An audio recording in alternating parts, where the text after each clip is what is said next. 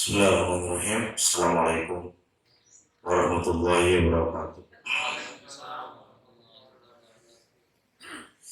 Alhamdulillah wassalatu wassalamu ala rasulillah wa ala alihi wa sahbihi wa ala man ba'd.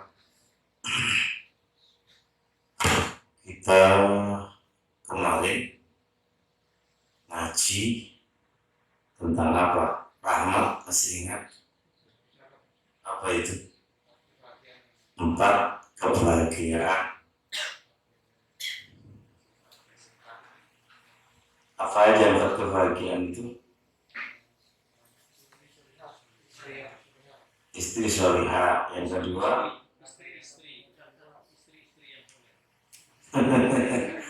pakai nambahin istri sholihah gitu. Pak Ahmad ikut juga ya. Terus yang kedua apa?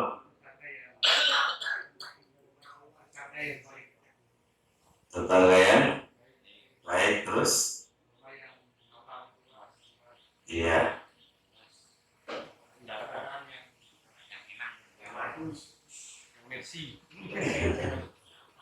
jalan mahal ya, pokoknya enak lah. Mahal ya, mikirnya kayak mercy dikatakan enak, ya mikir juga mercy. Perawatannya mikir lah. Yang kedua, termasuk kebahagiaan yang diharapkan oleh manusia itu adalah tempat tinggal yang luas.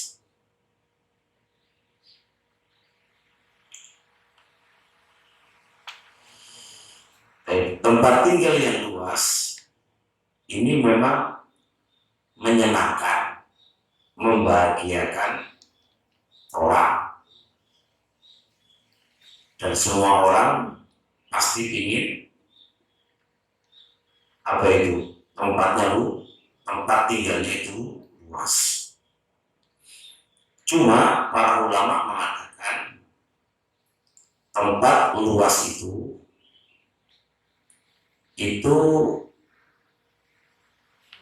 tidak sama dengan istri sholihah. Tempat yang luas memang menyenangkan, tapi bukan berarti rumahnya sempit itu lalu dia gak bahagia, enggak.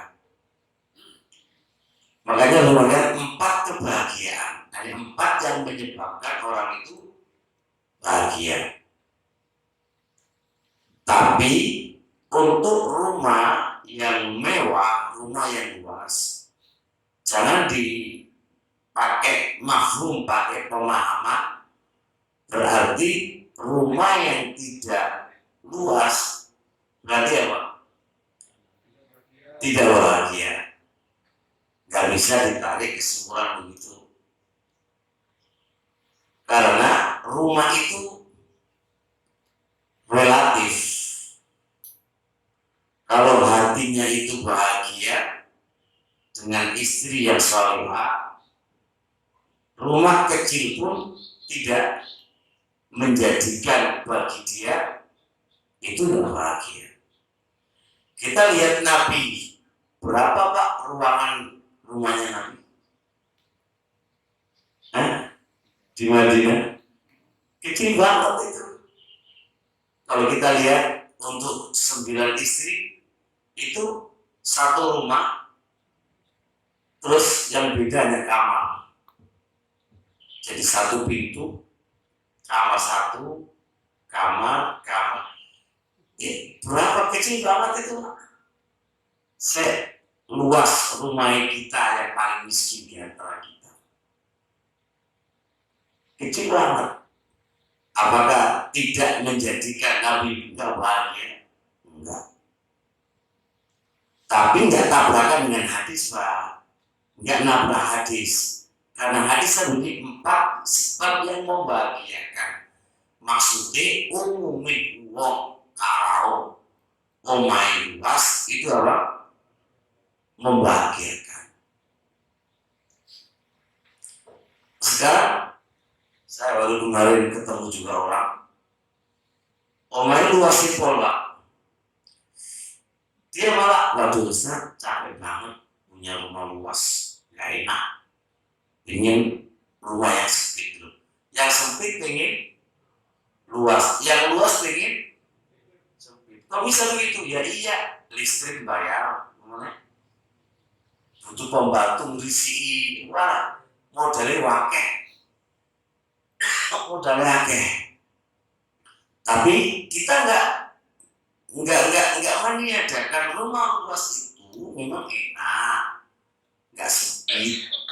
Orang bagi roa ini terus mau lari mau apa itu memang enak.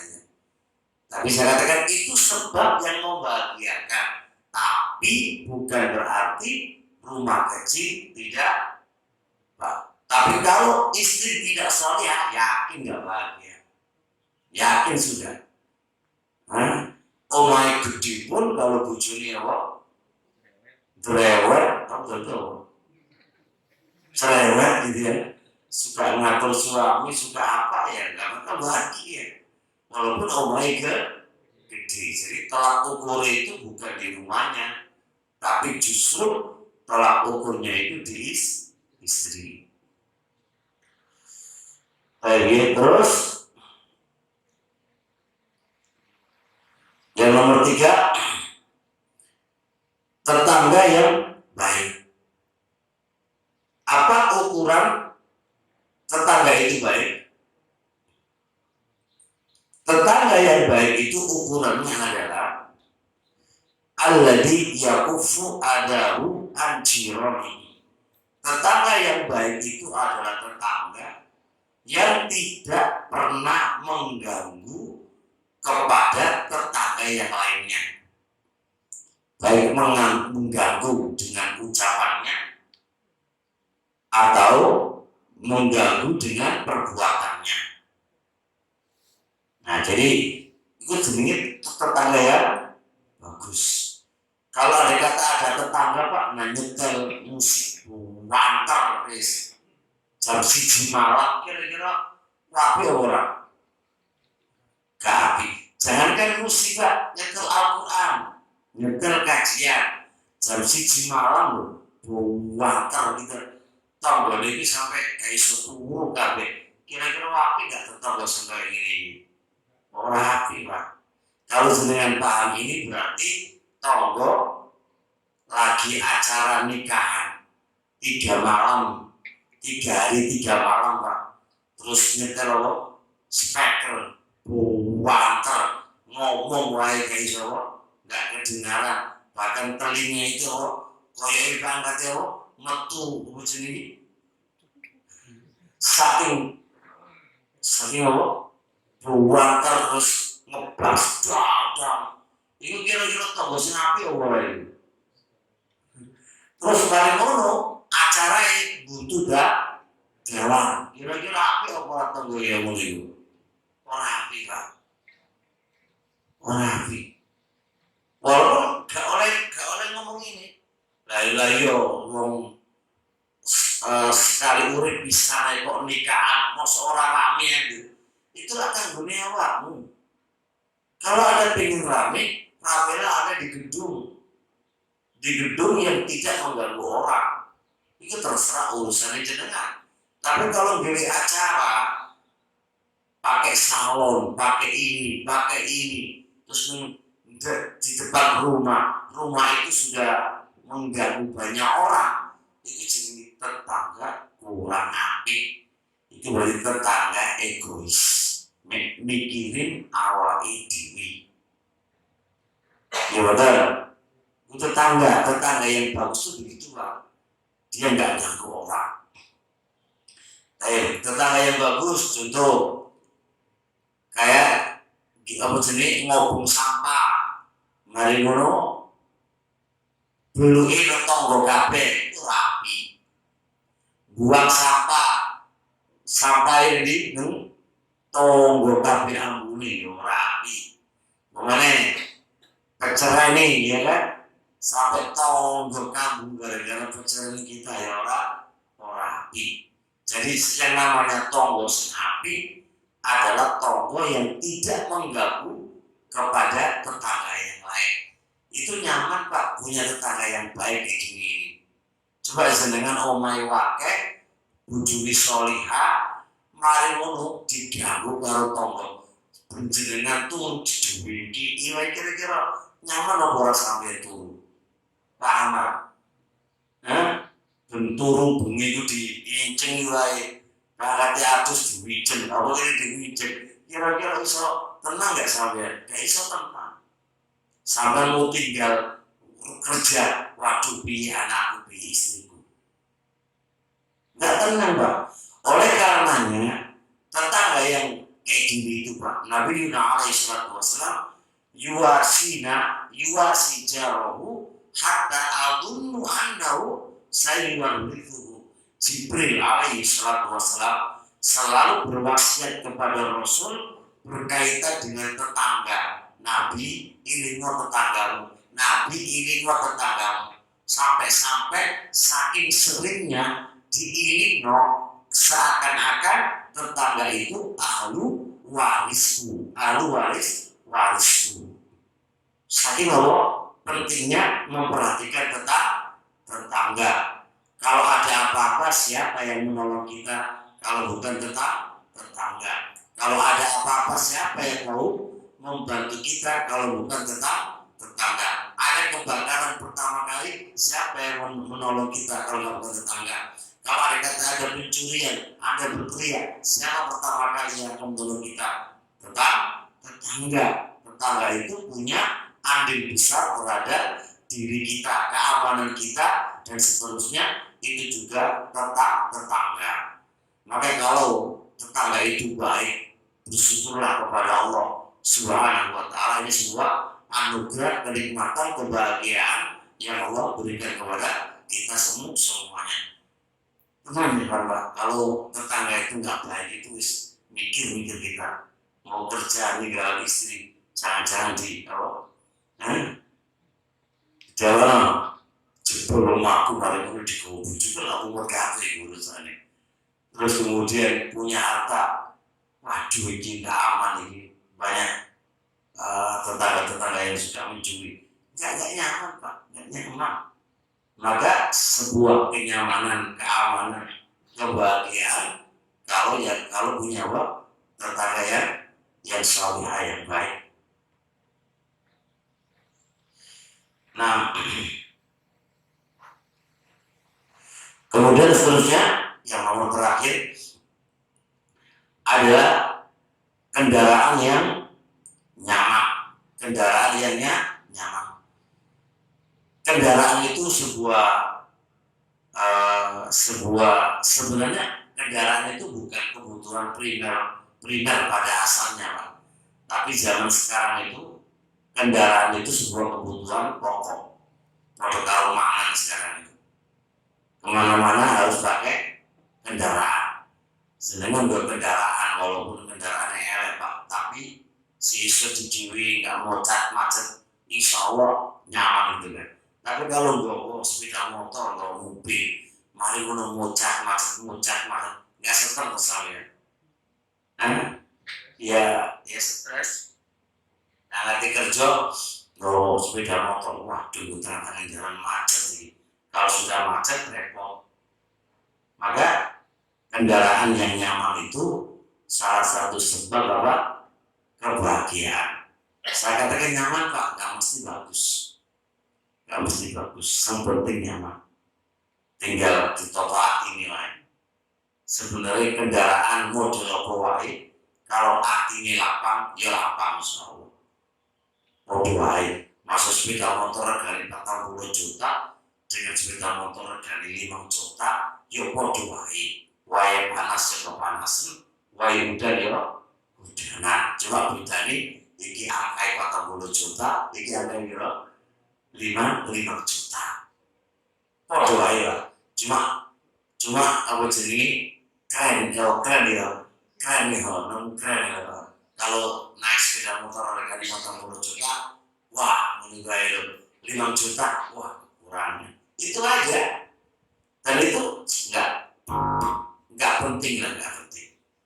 Penting bagi seorang mukmin adalah kendaraan yang dia pakai nyaman, dia bisa pakai ibadah kepada Allah, dia bisa menjalankan tugas-tugasnya dengan kendaraan tadi, nggak loncat macet, itu lebih nyaman dan membahagiakan dia. Nggak mesti harus mewah, karena kalau mewah perawatannya mewah gitu kan, perawatannya mewah, mobil semua ya perawatannya lah. Ada temen itu di Semarang beli mobil itu gak tanggung-tanggung 1,5 M, 2 M, 3 M. Terus pas kita kasih kajian gitu, Ustaz, saya lagi beli mobil, kenapa Pak? 2 M Ustaz ini Ustaz. Terus aku bilang, Pak, mobil yang kayak gini di mana ini apa sih Pak istimewanya? Ya bodoh wae Ustaz, cuma keren-kerenan wae. Nah ini, nah mobil keren-kerenan yo artinya malah ora iso terjoko Pak gitu. Iya Ustaz, ngakui terus kuyane lah. Terus piye Ustaz iki? Iki pedidol yo 1,5 M baru dipakai sebulan atau 2 bulan, didot melaku 1 M 200 juta, berarti 200 juta hilang dalam jangka sebulan setengah atau hilang. Pak, 200 juta kayak pondok mana gede banget ini. Yo tok wae dari. Tapi atau kira-kira ngono bahagia orang.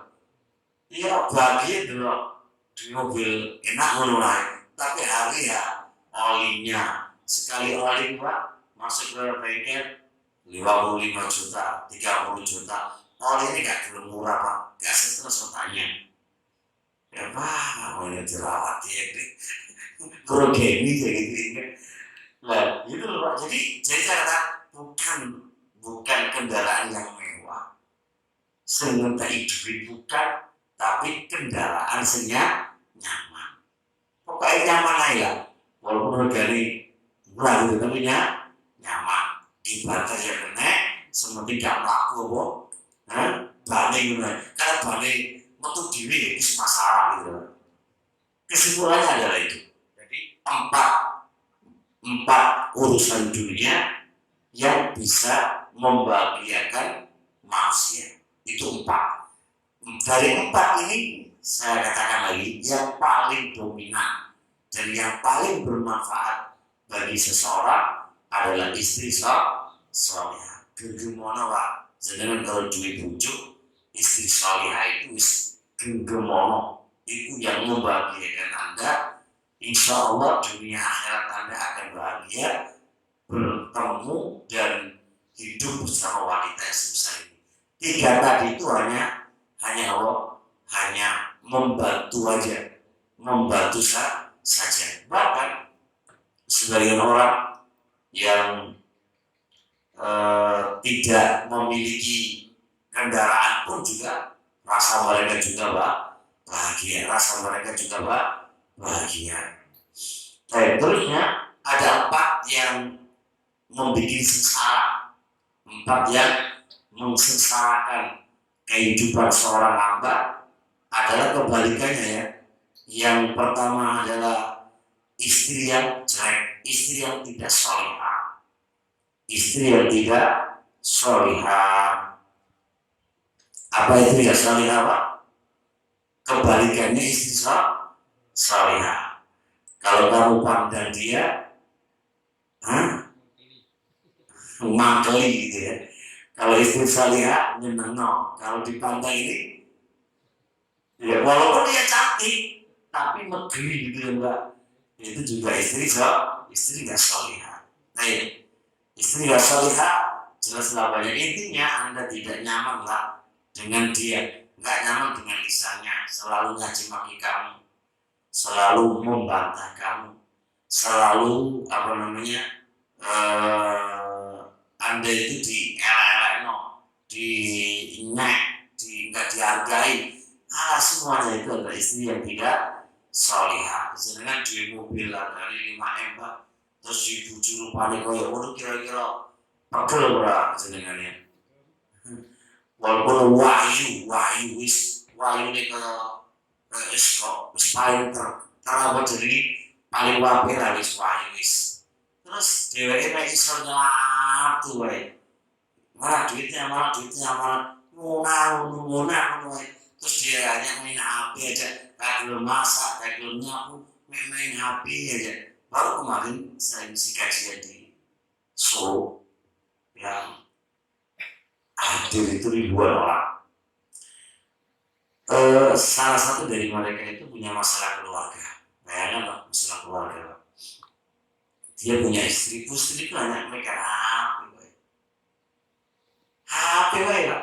Nyapu orang belum nyapu, bayangkan. Masak orang belum masak. Ditakoni lupa jawaban ini Pak. Dia makan wish. Mau jawaban wish dan tidak. Ini kok jawaban dia. Kira-kira sama apa sama di ujung Pak.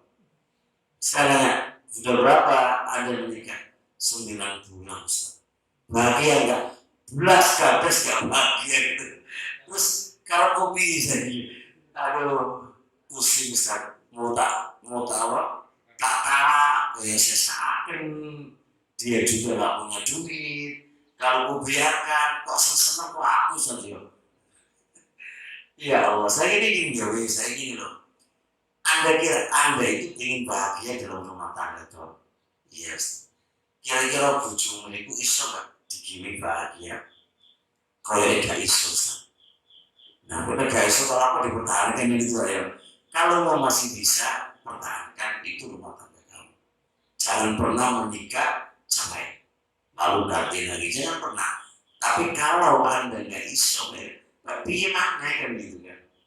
Coba lihat Pak, dia itu Masya Allah ngerjain apa wae dia walaupun dia orang kaya ngerjain apa aku sing masak ya aku, sing ngepel ya aku, sing jadi kora-kora ya aku wis kuat biar Ustaz. Aku hanya pingin ya wis harmonis lah kalau aku sing ngerjain pingin itu tuh aja apa gitu kan. Tapi yo gak iso Ustaz, gak iso kayak ngono kuwi terus ayu membawa malah petaka dan kehidupan rumah tangga. Jadi ini Pak Ahmad kalau masalah ya wis penting ngeduk gitu ya, sedep dipandang itu apa ya? Iya teman atau gitu intinya Pak, Masya Allah. Nah kemudian tetangga yang nggak baik sudah saya sampaikan tadi ya. Sampai Rasulullah SAW itu berlindung kepada Allah. Ta'awwadu billahi min jari su'i. Mintalah perlindungan kepada Allah dari tetangga yang tidak baik. Karena memang tetangga yang tidak baik itu Pak wis orang lain. Saya baru mengatakan ta'awwadu, minta perlindungan kepada Allah dari tetangga yang tidak baik. Nah, saya insya Allah cukup. Ada yang bertanya dari jemaah? Ya. Dari kebahagiaan tadi dijelaskan uang.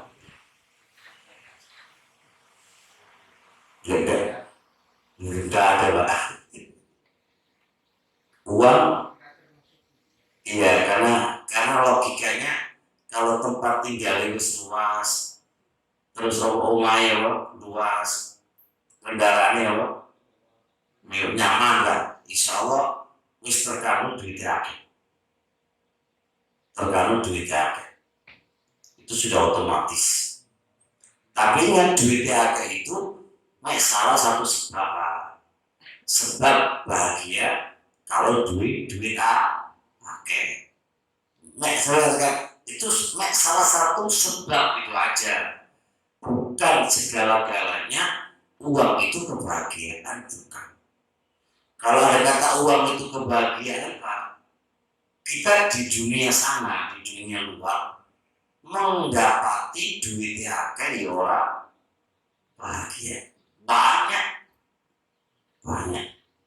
Jadi bukan itu satu-satunya. Jadi saya katakan sebenarnya kebahagiaan yang sejati kan penunjang. Wong duit akeh, ini akeh, nyaman, itu kan salah satu penunjang kebahagiaan itu akan ada. Tapi sejati kebahagiaan itu sebenarnya bukan di situ. Sejati kebahagiaan itu bahwa ibu, teman-teman semuanya, sejati kebahagiaan itu adalah di mana? Di imanmu kepada Allah dan di amal soleh kamu kepada itu sebenarnya sejati kebahagiaan itu di sini.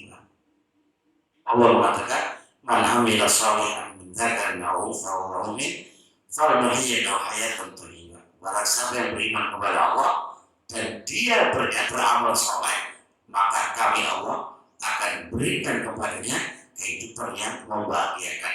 Kehidupan yang membahagiakan sebenarnya letaknya di iman kepada Allah dan di amal soleh. Pada ketaatan kamu dan pengetahuan kamu kepada Allah, itu yang sejatinya kehidupan yang membahagiakan. Apa namanya? 3 poin tadi penunjang to'ai, penunjang saja dari kehidupan yang bahagia. Jadi semakin Anda mengenali Allah, semakin bahagia hati kamu. Karena kebahagiaan bukan letaknya di mata, tapi kebahagiaan letaknya di hati. Kalau kebahagiaan letaknya di mata, Pak, mata suka menipu gitu.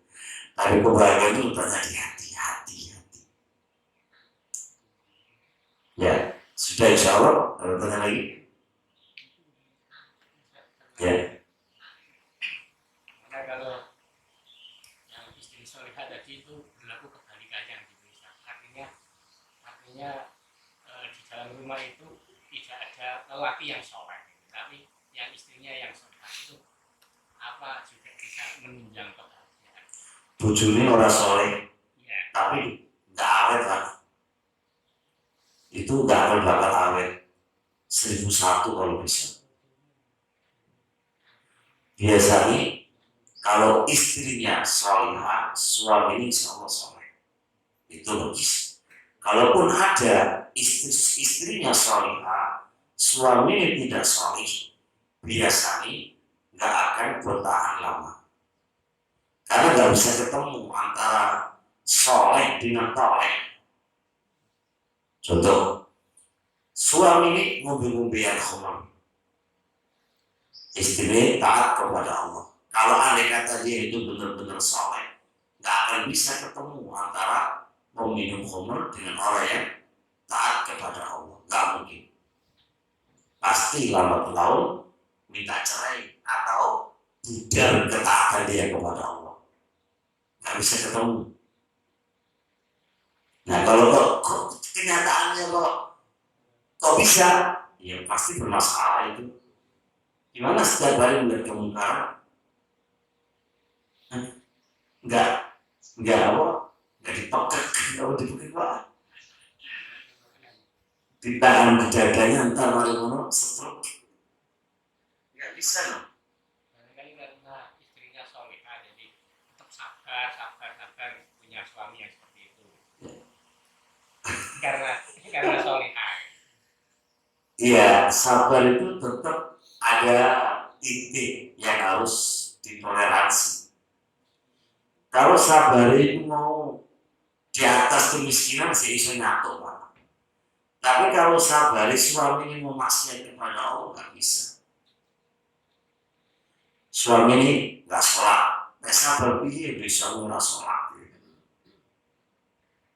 Tapi kalau ekonomi ini terus sabar, suami kok gitu kan, kudaun lah ya mungkin saya sholat sabar di atas itu. Tapi kalau suami ini nggak genas, nggak jelas, melayu ini wedoan. Kalau melayu wedoan bujurnya kayak rapo, benar wedoan zino sana sini, ya kata nggak bisa bertahan. pasti kesolehannya memberontak di atas itu. Jadi sabar ini diletakkan di mana dulu? Kalau sabar di atas penderitaan dunia, insya Allah solehah tetap bisa bertahan di atas penderitaan dunia. Makanya seminggu sekali mungkin sore. Jadi saya kalau solehah mengaku monggo ada kata sekoto orang itu saya kuat. Aku pernah menjumpai seorang wanita yang hidup dalam keadaan kemiskinan. Makanya nggak sekoto Pak. Saya pernah jumpai. Saya pernah masalah, mau problem. Tapi bujurnya memang bujurnya soleh kan gitu kan. Kayak digandoli apa nih bujur orang soleh gitu kan. Saya digandoli apa nih gitu. Dan secara kaidah kebahagiaan itu munculnya dari kedua belah pihak, suami soleh, istri soleh. Itu akan muncul keberkahan rumah tangga. Nah kalau bujurnya maksiat, kayak bujurnya semua itu soleh, tapi jangan bisa keberkahan. Nggak bisa. Secara kaidah dan teori kan nggak masuk itu. Kalau ditunjukkan oleh kenyataannya takdir nggak bisa pandai, tapi secara kaidahnya nggak bisa. Ya, jelas? Bagian belakang kok menang lagi nih, nggak tanya-tanya. Aman ya insya Allah ya. Mikir istrinya gitu ya.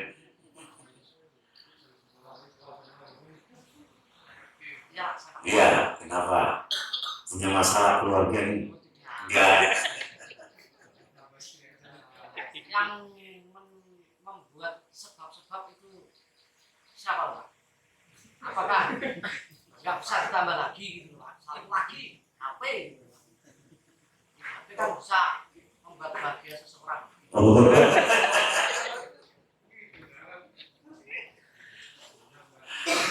Maksudnya Mas tadi kok hanya 4 gitu kan? Kok gak ditambah mana gitu kan? Sampai kapan sebab bahagia itu ya? Ini yang disebutkan Rasul juga tidak pembatasan. Ya bisa jadi bukan makan tapi sapi, wedus masuk. Cuma kalau HP, kalau ini orang bahagia ya. Merusak kehidupan HP itu.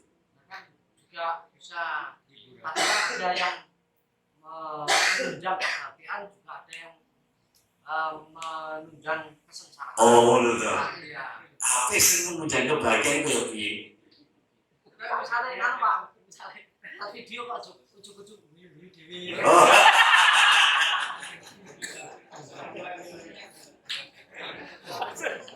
Oh benar maksudnya. Jadi kan dalam filmnya segala ya Allah ketoprakan, nggak ada yang mau bikin bahagia.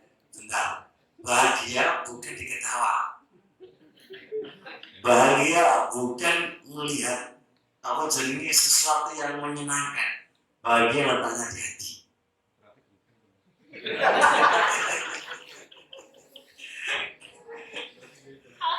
Ini jawabannya kok bahagia lebih kali. Pada aslinya hati ini stres ini. Sama dulu aku goyang gini. Lu mesti hatimu juga bahagia. Lagi mikir perkara gede ini. Bahagia itu artinya ketenangan hati. Semua buku referensi baik syarih, baik ilmu agama atau ilmu kebaratan, saya belum bisa baca bahwasanya bahagia itu tumahninatul qalbi, ketenangan hati, wasirahus sadr, kelapangan dada. Orang menimpa kepadanya kesetresan, kesedihan dan seterusnya, itu namanya bahagia. Anda bisa ketawa sebentar ketika melihat lelucon, tapi setelah lelucon hilang, apakah keadaan Anda akan bahagia kembali? Makanya hari ini kita bisa ketawa, tapi ketawa kita hanya sebatas ketika ada lelucon. Ketika nggak ada lelucon, apakah hati kita juga akan bisa ketawa kembali? Nah jadi ditambah bisa aja. Ini kan bukan pembatasan hal-hal yang bisa menyebabkan bahagia. Tapi ada katakan ini sekedar penunjang kebahagiaan, yang inti kebahagiaan itu letaknya di mana dia? Di hati. Jadi noto hati supaya bahagia ini itu yang paling penting, ya kan? Karena dunia yang kita miliki, semua yang ada di dunia ini itu tidak akan memiliki manfaat apa-apa di saat hati kita tidak bisa menerima. Ini loh Pak, maksud saya pas tadi kan bahas kendaraan. Nah pada zamannya Nabi itu kan belum ada lah kendaraan paling onta. Iya. Jadi dulu kendaraan onta, terus yang kuda, saya kan mobil, sepeda motor.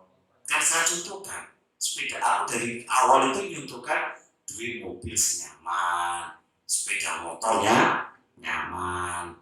Kalau nggak sepeda motor, mobil ongkel pun nyaman pun ya bahagia kan. Sebenarnya kan ojo dari kendaraan tapi macet, stres. Sama kalau stres gak duit sepeda motor mas.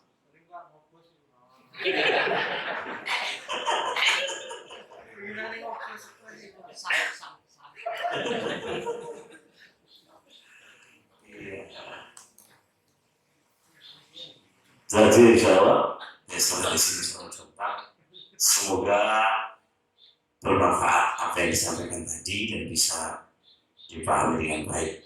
Subhanallah wa bihamdihi, asyhadu an la ilaha illa anta